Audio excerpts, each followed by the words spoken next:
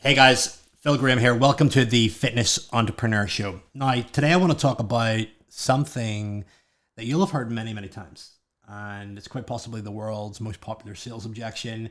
You've probably heard it for years, and you will be hearing it for many, many years to come. And it's the words, I need to think about it. How many times have you heard that, whether it's been over the phone, whether it's been through a DM? Safe to say, it's one of the, if not the most popular sales objection. Long story short, if you hear that, I need to think about it, it's an objection. It's a no. It's a not right now. Now, there are tons of ways to conduct sales, and I'm not going to go into a whole plethora. I just want to keep this short and tight and give you some really simple nuggets to walk away with to handle this objection better, prevent it from happening, and help you close more deals. But let's get something really, really clear. Why does this happen? Two things.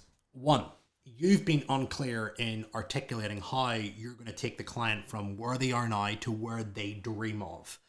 You haven't communicated clearly how your program works, how it's delivered, and how you can give them the result that they want. When that doesn't happen, they don't have confidence in your process. When they don't have confidence in your process and they can't see it in their mind's eye, they're not going to invest. So it's extremely important that you articulate how you take people from where they are, the stuckness, to where they want to go. So just try and articulate that right now out loud. If you're listening to this in the car, if you're watching this, just maybe stop this for a second and just say, how do you take someone from being stuck to going to where they want to go? Does it come off your tongue in straight line conversation, or is it bits and pieces gelled together?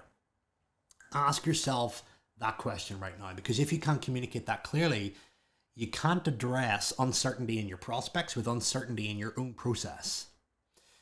The second thing is, if you communicate it clearly and you're very confident in it, why do people still say that? Well, a large part of that is because they don't have belief in themselves to get that result, or they can't imagine what it's going to feel like having that result. It's like fear of success. So that's sometimes a situation where you need to reassure the client that you're going to reinvent them. You're going to take them to the next level, and you're going to be behind them. You're going to handhold them, and you're going to give them everything that they need to get there. So I want you to understand that there's two reasons why you'll hear that. One, lack of clarity in your process. A client can't see it. And two, lack of belief in themselves that they can follow through with the stuff that you're giving. Because let's face it, when we talk about fitness programs and coaching programs, people see the end result. They see your dream clients, like many of you have seen mine, and you automatically go, I'll never get that. I'll never hit that.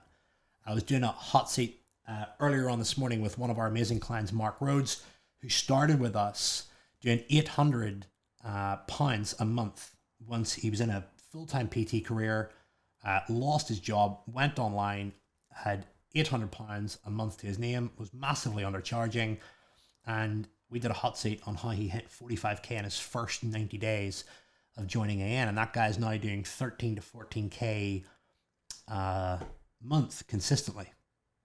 And if anything, it stirred up some of the clients that have just joined us. Mark Sturthern, if you're listening, you did 22k in your first 4 weeks, which is incredible. Dan Hancock also as well, close to, I think you're like 19 in your first 4 weeks. So it's nice to see the competitive element. But all of these guys started not knowing how they were going to get there. And it's exactly the same when people come to body transformations and they see the really great shaped transformations that you've achieved with your clients. So let's talk about a couple of principles as to how that happens. All right. So the ultimate outcome is to dissolve the objection and get the sale. I want to share 3 principles. I don't want this to be super long. I just want to give you some super actionable stuff that you can go away. Bear in mind, there's lots more to this, but these are 3 things that are working for our clients. So first things first, your sales process is going to be made a lot easier with your marketing. Your marketing pre-sells your clients.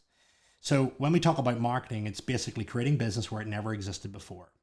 Now, how do you create business from where it never existed before? Well, you have to get into the hearts and minds of your audience. You get into your hearts and minds of your audience by connecting with them, letting them know that you understand them, letting them know that you really, truly, deeply understand their deepest secrets, their desires, their dreams, their aspirations, their frustrations, and their ultimate horrors.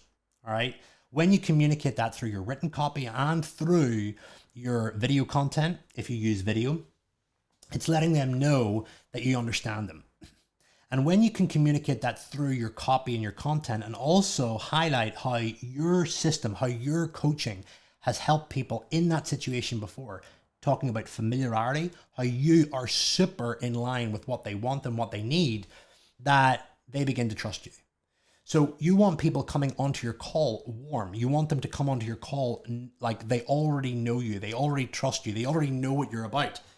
We have people that come on our calls to join Authority Network, and they've been following me for years. They've been following me for months, and the content has just hit.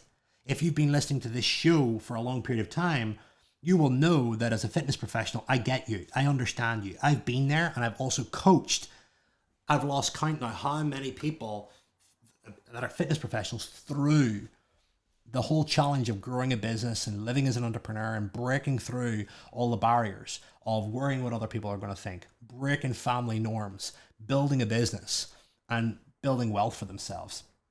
So you really need to communicate that with your marketing. Your marketing is almost like lube in a way, right? It's just going to lube them up for the sales call, right? So it goes a lot easier. If they know you and they trust you and they get you, then that's going to make the sales process so much easier. Okay. And you can do that organically, or you can do that paid. You know, one of the great tests, if you run a great business, is to see how well it performs without Facebook ads. If your business performs well without Facebook ads, what does that say? Well, it says you've got a lot of word of mouth, a lot of people know you, a lot of people trust you, and you're in demand. Facebook ads. Safe to say, Facebook is banning more accounts now than ever before. Do not build a business that's reliant upon Facebook ads. Otherwise, you are building a business that's built on quicksand. I've just taken on a brand new client, Sam. Sam, if you're listening, built his business entirely on Facebook ads. Has never had, touch wood, a banned Facebook ad account. Never thought about the whole concept of building it organically and actually utilizing his local networks and his local channels to build his audience and get his name out there and close his programs. Just went straight into paid ads, got an agency, they put him on paid ads, he created some marketing, it went out there. Guess what? Ad costs are really expensive. He's taking on clients that don't know him. Imagine having a program of clients inside it that don't know you, that haven't been following you for a while, and they're cold leads. It's awfully hard mechanically to work with that. So, big thing you got to realize is building a business off Facebook ads is a volatility. You want to make sure that your messaging is absolutely dialed in and works with an organic audience. If it works with an organic audience, then you can guarantee when you put it on ads, it's going to work so much better. Anyway, little side tangent. Do the marketing work first to make the sales process easier. Number 2, when people get on a sales call, simply ask them straight from the outset, hey, tell me, what's resonated most about my work and why do you think you would make a good client? Think about that question for a second. Well, I've been following you for X amount of time. I've seen your results and they're unbelievable. Think about that. They've just sold themselves on why they want to work with you. So when it comes to the later part in the sales call where they say, I need to think about it, what exactly do you need to think about? What exactly do you need to think about? If they've already sold themselves on it, and then you've also identified the challenges and problems that come with that conversation as to why they're on the call. So the flow would go something along the lines of, hey, first of all, I wanted to tell me what resonated with you most about my work and my content, and why do you think you make a good client? Been following you for a while, loved your results, seen what you've done with my friend. I'd make a good client because I'm committed, I'm an action taker, I'm this and that. You are then given key material as to whether or not you're working with a time waster or somebody who's serious. Then you can dig into their problems. And that's leading me to my third point. Go deep fast. So why are we having this call? What are your biggest challenges? What are you struggling with? Why did you book this call? Like, let's get straight to the point here. Well, I'm struggling with this. What impact is that having on you? How is that affecting your X, Y, and Z? Again, different target markets are going to have different outcomes. Some people are on a call to look better for a relationship. They're there to promote health. They're there to promote performance. There's a ton of different fitness professionals listening to this that work with public, that work with sport, that work with busy professionals. So I can't just distill down one marketplace. But you want to go deep fast. You want to get to the root of their problem first. What have you tried to do to fix this? How's that working out? How long has that taken? So straight away, we've already got them to sell themselves, and we've already got them to talk about why they're on the call. And then it's using that material that we can then decide as to whether or not we can work with them. One really important thing is, and we follow I have this belief system, is when it comes to working with people, only work with people that you can help, only work with people that you really like. That gives you so much more power and control than just trying to sell everyone. You do not want to sell everyone into your program. If you do, you'll end up attracting people that, like I said, don't know you and are unclear as to how you can help them and are most likely going to churn quicker. And trust me, there's nothing that kills your confidence than a program that churns quickly.